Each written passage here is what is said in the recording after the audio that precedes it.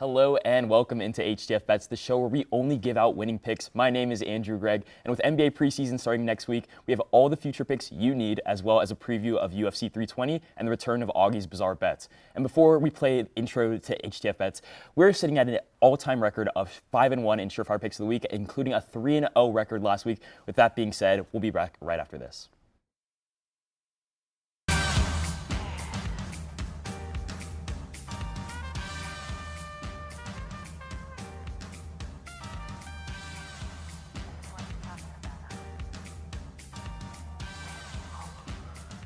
We are back. To my right, as always, we have Diego Ortiz, and to my left, we have Ben Huber. As I mentioned in the top of the show, we went 3-0 last week, and we have a combined record of 5-1 over the last 2 weeks. How great does it feel to have not only a winning record, but close to a perfect record in Surefire Picks of the Week so far this season? Yeah, I mean, we know ball. All three of us know ball. That's the bottom line. We know what we're talking about. We're just here to help you guys with your bets. Yeah, no, we know what we're talking about, and we want to inform the public is what we're doing. Public service announcement. I mean, we're back department. Can I file a claim? We've been back, and we've been back for a couple weeks now. The first week we got walked off by Georgia, but that's literally our only loss of the season. We're so close to being 6-0, and we have started the season 3-0. That being said, we not only have Surefire Picks of the Week picks, we have NBA picks. NBA season starts in just a couple weeks. Diego, start us off with the future pick that you have. Yeah, so my pick is going to be the Orlando Magic over 50.5 wins this season. Look, the Magic have everything ahead of them going into the season.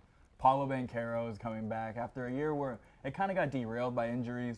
Jalen Suggs is going to come back also after a year derailed by injuries. Franz Wagner is coming off a good year. Obviously, he kind of underperformed at times, especially in the playoffs.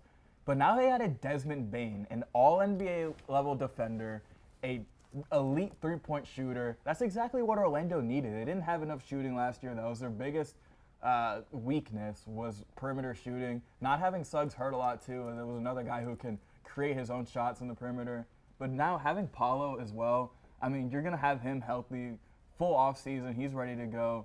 I think Paulo's going to take off, too. And I think that's the biggest thing that people are kind of overlooking about the Magic, is that Paulo Banchero is going to really, in my opinion, emerge as a top 10, maybe top 8 player in the world.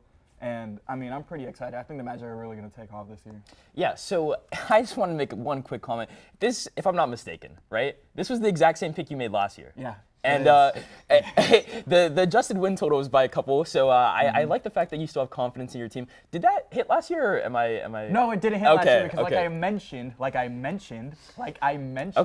Banchero's year was derailed by injuries. Okay. Listen, Paulo Banchero started out the year hot. Okay. Like flaming hot. He had a 50-point game against the Pacers. He had that. They had a couple losses. He had a really strong start to the year. And I remember hearing all about it. You were like, oh, you didn't believe in the Magic, and then it flamed out. But I will say you guys do have Desmond Bane now, and the adjusted win total is only 2 games. I think that he makes up enough of a difference to make that happen by himself, alongside the fact that Paolo is going to be healthy. And just in general, this Eastern Conference isn't that strong. So, Ben, any thoughts?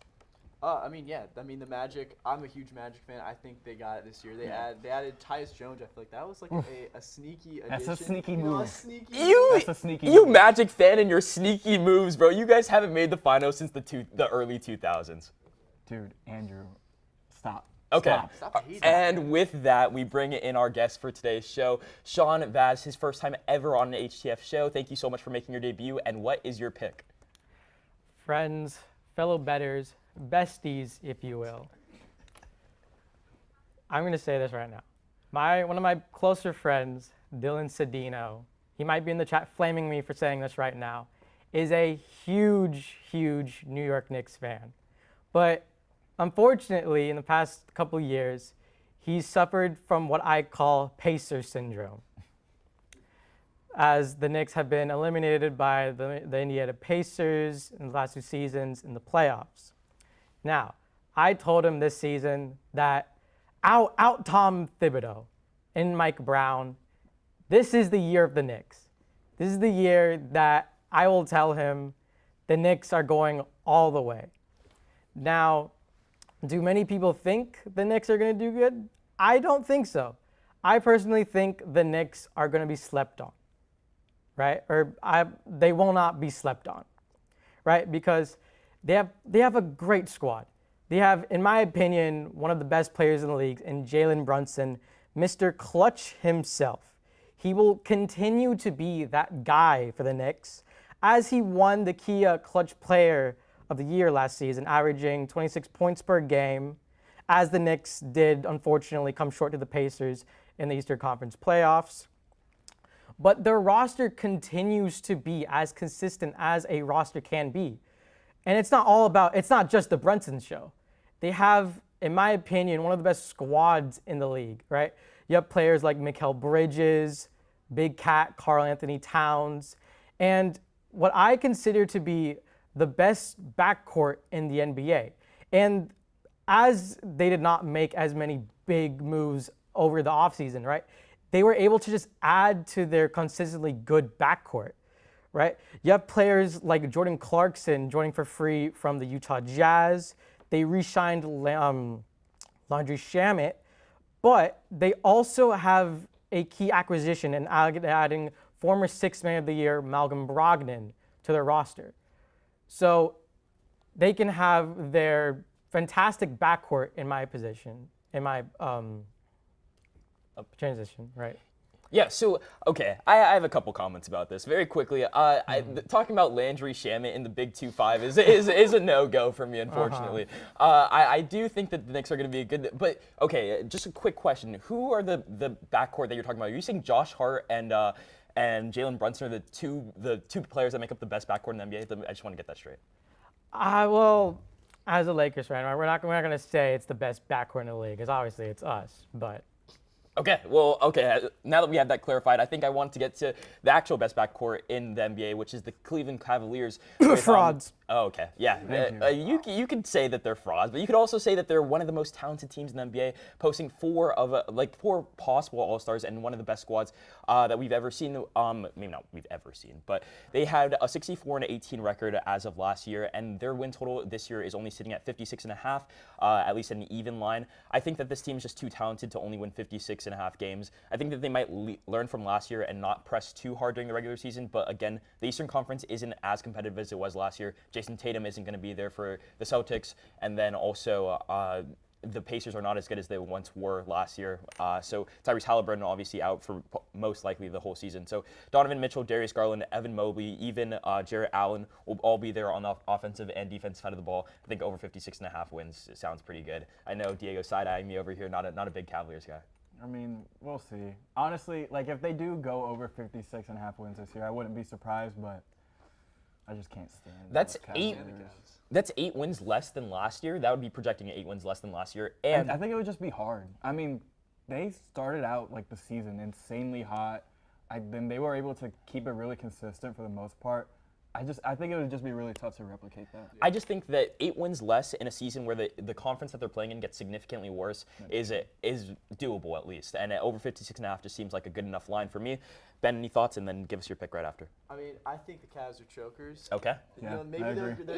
You guys are Magic Maybe fans. they'll be good in the regular season, whatever. It doesn't even matter. They're going to lose in the playoffs to the Magic. I Oh, agree. okay. You think so? I think so. Okay. This is their year. Well, Yeah, let's move on. I have the 76ers. We talked about injuries with the Magic, but the 76ers were the most injured team in the NBA last year. They lost Joel Embiid, Tyrese Maxey, Jared McCain, and they won 24 games last year. They're projected 42.5.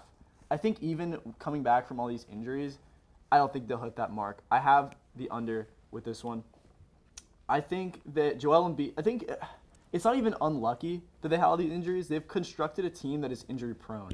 Joel Embiid is injured every single year, rarely plays over 50 games. And I don't think that changes this year. I think he might get traded at the deadline. Me and Diego talked about this the other day. If they're not good, then they're going to move Joel Embiid. But I think they're definitely going to be better than they were last year. 24 wins is pretty horrible. They had Quentin Grimes, who ended up going off last year. But I don't think they'll be that bad. But I don't think they'll hit 42.5. I think they will continue to get these injuries. I don't think it'll be as bad as last year, but I don't think they hit 42.5. as a Miami fan, I'm prone to just hate like Philadelphia sports in general. Not a big 76ers guy, not a big Eagles guy. But 42.5 wins is not that many. Like that's just over like it being over 500. You don't think that they can get 42.5 wins? No. I think so. Interesting. They can't. Neither. I don't think so because They can't. Like they just can't. Like Embiid can't stay healthy. I feel like the whole team morale is just all the way low as well. Like I think everybody's time in Philly is just like it's just limited. Like And I also think like Paul George, what does he even have left to offer anymore? And I think if you want to trade Embiid, you can. There's value in Embiid. There's value in Quentin Grimes. I think you want to keep Maxey, obviously, and Jared McCain as well, but get those guys out of there, bro. I think it's time to restart. Oh, man. Okay. Well, I completely disagree with you guys, but I think the final statement I'll make on this is that if Joel Embiid plays more than half the season and he doesn't get traded at the trade deadline, they'll win more than 42.5 games. Will those two things happen? We have no idea. And right after this, we'll be previewing UFC, doing a complete 180. We'll see you right after the break. Hi. Sorry to interrupt your show, but I want to give you a little rundown of everything we do here at the Hitting the Field Network. My name's Nick Cohen, and I'm the host of Hitting the Field, our flagship show heading into season 21. Live streaming every Monday at 2 p.m. Eastern, we talk about anything and everything sports. Tuesdays, we have season 3 of Girls Got Game. Hosts Katie Sue Christensen and Mia Flores discuss all the biggest topics in women's sports. On Wednesdays, make sure to tune into season 7 of The Combine, hosted once again by Ty Patton. This podcast dives deep into every detail about the NFL season. Next on Thursdays, we live stream season 11 of HTF Bets, brought to you by Andrew Gregg, Diego Ortiz, and Ben Huber. Any sports betting questions? I'll let the pros answer those on Thursday. Then TGIF, because we have new episodes of season 9 of Nighttime, hosted again by Matthew Bracker and Kathleen Moore. Nighttime keeps you up to date on all UCF and collegiate sports. Penultimately, Edgar Rodriguez and Patrick De Leon are back for season 2 of HTFC. Soccer is a year-round sport, so make sure not to miss HTFC. Lastly, end your week on Sundays with our vlog squad, asking the hard-hitting questions and letting you behind the scenes of our studio days. Make sure to follow us on our social medias like Instagram and TikTok to stay updated on all HTFN news. Remember to subscribe to the Hitting the Field Network on YouTube, leave a like and comment, and with that, I think we're ready for your next segment. I've been Nick Cohen, and enjoy the rest of your show. We're back. Obviously, the UFC is one of the most exciting sports in all of sporting events, and we have one of the most exciting cards ever featuring 2 championship fights. So we wanted to get right into that, and starting with the Alex Pereira fight. It is one of the biggest fights we've seen this year, and Alex Pereira is one of my favorite fighters of all time. One of the guys that can just knock you out with one punch. And personally, my pick for this fight, for the main card, we'll start with that, is Alex Pereira plus 185. In his last fight, he lost to the person who he's fighting right now, which is Magomed Ankalaev, but I do think that he comes back and bounces back. It was his first loss in the UFC, if I'm not mistaken. He had won 2 championship belts before he had gotten his first loss in the UFC. And just in general, he only has 3 losses over the course of his career. He's one of the best fighters that I've ever seen. In Poatan, just everything that surrounds Alex Pereira there's just so much to like about his game. The thing is, in the last fight that he fought against in Ankalaev kind of just dominated him, and it wasn't very close. He didn't win any of the major categories. He lost in significant strikes, strike percentage. He didn't get taken down, which was a positive, but yeah. I think that the line is set the way it is because Ankalaev completely dominated him. We'll see more of him in this next fight, I think, and I think that the strategy would be completely different. Thoughts on this fight, guys? And I want to get both of your 2 picks because we all 3 have this fight. Yeah, I mean, I actually have Ankalaev. I think he dominated Pereira last fight, and I don't think that's going to change. I mean, we saw him keep Pereira on his back foot the entire fight, threatening the level change, and that's something that we thought was going to be a huge factor, that Ankalaev was going to take him down. He's a Dagestani. You think that's his style. He's going to wrestle, and not necessarily. He is a pressure boxer, not really high output, but he kept Pereira at bay the entire time. We see Pereira have all these huge highlight wins with the knockouts, but he wasn't able to even get inside on Ankalaev. Even though he didn't get him to the ground, he was holding him against the fence and was just dominating the entire time. I will say something that was really impressive about that fight, in my opinion, was the fact that going into the fight, I feel like most people that were talking about it were previewing the fact that Ankalaev was going to take him to the ground, and that's how the fight was going to happen. But he didn't have to take him to the ground, and he still won that fight very convincingly. Obviously, for my bet, that wouldn't be the most ideal situation, but I do like the fact that he can fight both ways. Exactly. And I personally, I just think Pereira is the better fighter, and we'll see how it goes. But any final thoughts on that? No, yeah, I also have Pereira to win this fight. I think he's just going to be more eager to get some strikes in. I think that's what's really going to be looking for, just to get some strikes in. So I think he's going to win this one. Yeah, and then moving on to the co-main event, Merab I'm not even gonna Devolish Philly.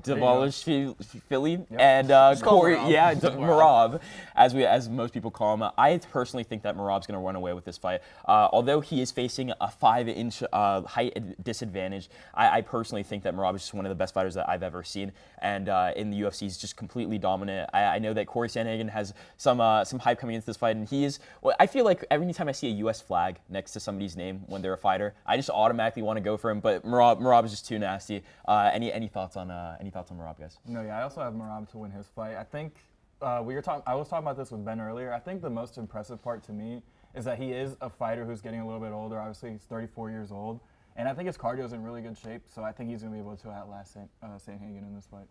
Thoughts? Yeah, I mean, they call him the machine for a reason. This guy is a cardio monster. He runs circles around Sean O'Malley in both of his fights, and he's getting better with every single fight. He's 34 years old, and he's getting better. He beat Sean O'Malley by decision and then goes and submits him in the next fight.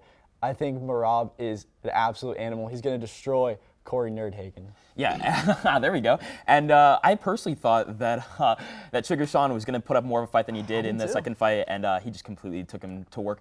Now we want to welcome in our UFC experts. We did the talking at the desk. They'll do the talking over there at the chairs. They know UFC in and out, and I want to welcome in Ashley and Anya for their first segment on HTF this year. Anya? Ashley, this is Natalie. Oh, Natalie. Sorry, Natalie. You're good. That's my fault. Good. But we're very excited here to talk about UFC. We both are super passionate about this sport, so yeah. Yeah, me too. I'm very excited to be here talking with Anya. We always talk about it off camera, so I'm very excited to talk about it on camera with her. Yeah, and Natalie, we are so very excited to have you guys. I just wanted to get your thoughts on both of the co-main events. Tell me what your picks are, and then just your general thoughts on how the fights are going to go. So I believe that Pereira is going to win against Ankalaev, but I do think that Ankalaev will give him a run for his money. I mean, we saw the last fight that they just did, so this is going to be a back-to-back between the two of them. And Ankalaev, you know, he's the champion right now. So honestly, I feel like you have more on this about Pereira. What do you think? Yeah, so obviously Pereira lost his last fight against Ankalaev, but I do believe that he came in it with a different mindset that he has with other fights. He wasn't really too strike heavy this fight. I think he came in really nervous, thinking that, oh, this guy's going to take me down, he's going to dominate me, knowing that Magomed is a very heavy wrestler. But I believe that he's coming in with a different game plan this fight, maybe a different camp style this fight.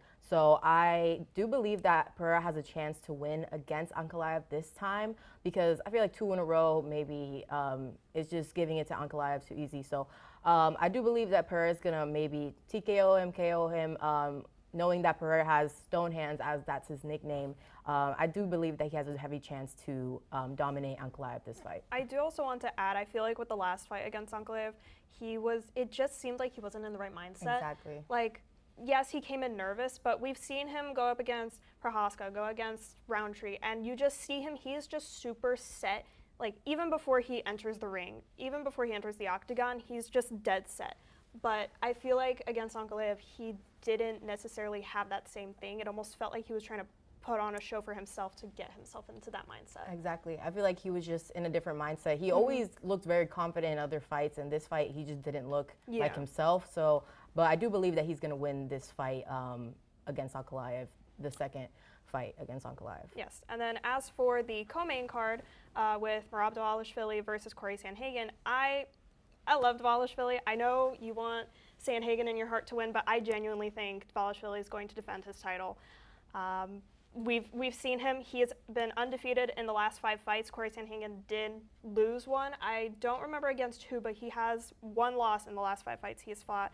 And Corey Sandhagen, according to ESPN, is a striker, but so is Dvalishvili, so take it with a grain of salt.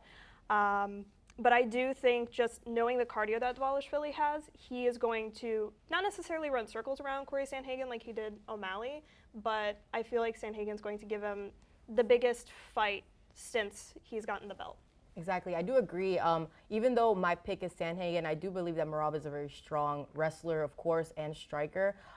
It's not like Merab is going to get dominated by Corey Sandhagen, but I do love Corey Sandhagen, which is why I picked him. And I can quote him right now. He said when he called out Merab, he said that my style is good right now, everywhere, grappling, top, bottom, standing. It's amazing. And I do agree with that. even though on ESPN, as Anya said, that they say he's a striker, he is a really great grappler, and I believe that he's going to give Merab a run for his money, as Anya said as well, because Sean O'Malley just not as good as a grappler as Corey Sandhagen. So I don't believe that Sean O'Malley was really a good competition for Merab. So, which is why I picked Sandhagen for this fight. Obviously, Sandhagen is coming off a TKO win against Davison Figueiredo, which is an amazing win for Corey Sandhagen, which has got him that title fight against Merab. But I'm very excited to see this fight, and I just love Corey Sandhagen, and I can't wait to see this bantamweight bout go on. It's going to be fun to watch.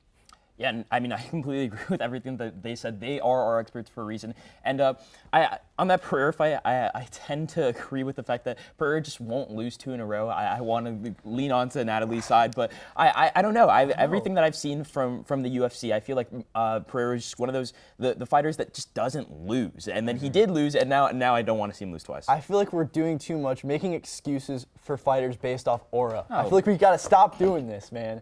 Have you seen his entrances? Like that bro, that one where he went like that and was like just that was crazy. How can you root against a guy that does that? When he gets dominated in his last fight, that's when you pick against him. But he has aura though. So. Yeah. He does. Does your guy have aura?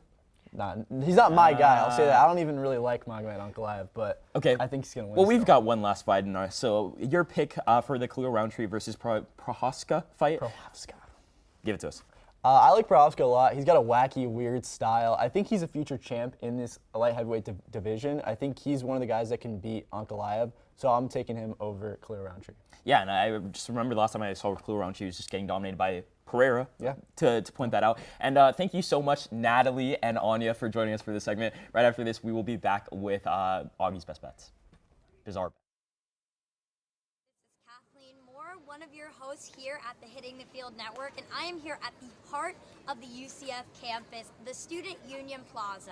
Today, we're going to be going around man on the street style, asking the very important questions about our football team. So UNC in just a couple days' time, give me your truthful, honest take on Bill Belichick.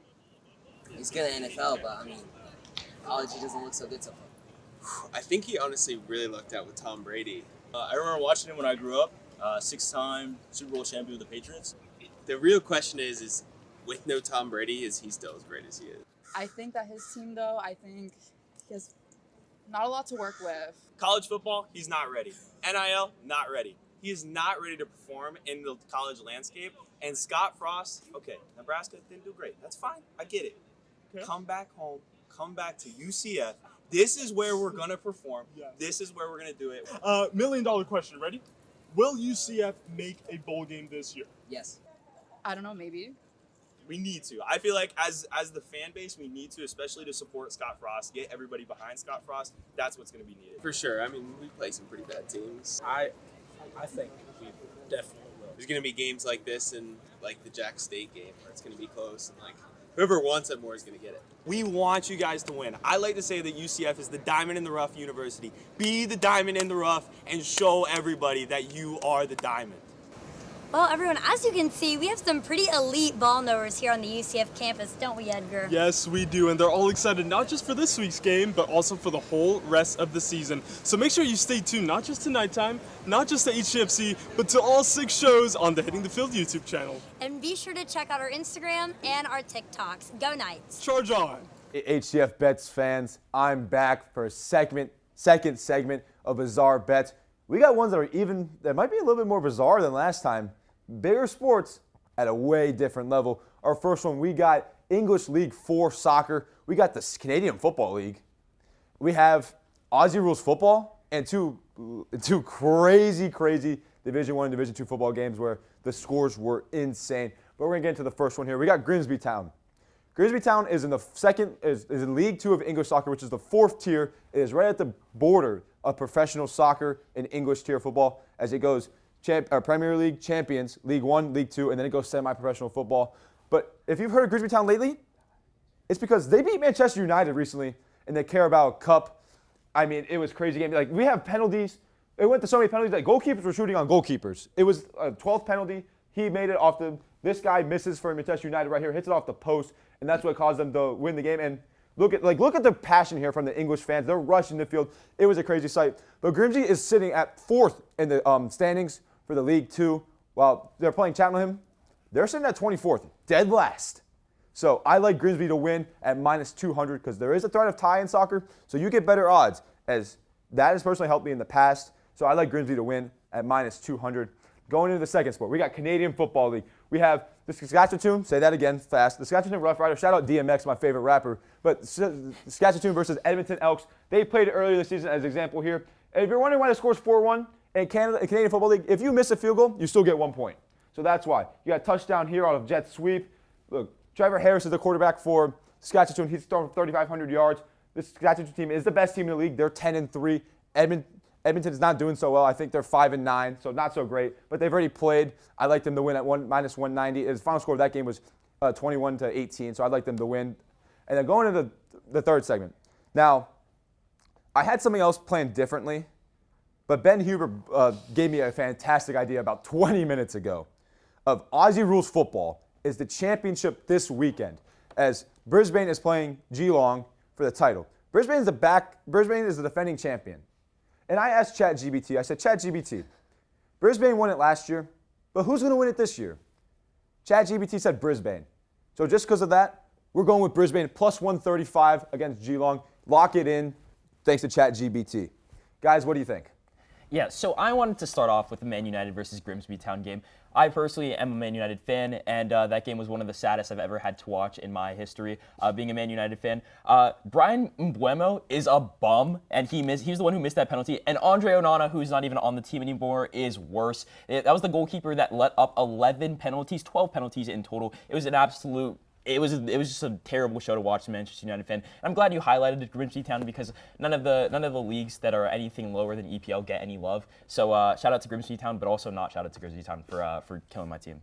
Thoughts, guys? Yeah, that's pretty embarrassing. Isn't Eric Ten Hag still their manager? No, he got sacked last year. But okay. Yeah. They've been running through managers like crazy. Yeah, it's been like 3 in like 5 years. It's hard to keep up. That team just has had no stability, and I feel like it's been forever. Yeah. By the way, I ran this bet by Edgar. Edgar did like it, so HTFC approved of it. So just there you go. HTFC also Edgar Rodriguez. If he approves of a bet, I'm also on it. Yeah. Any thoughts on any of the 3 topics, Ben? I mean, Aussie Rules Football, it's electric. I saw it when I was overseas, and I was like, this sport needs to be in America. Like, what are we doing right now? It's like a combination of rugby and football. I'm rocking with Augie's bet here. We'll roll with the AI. Yeah, shout out. AI has done me well on plenty of.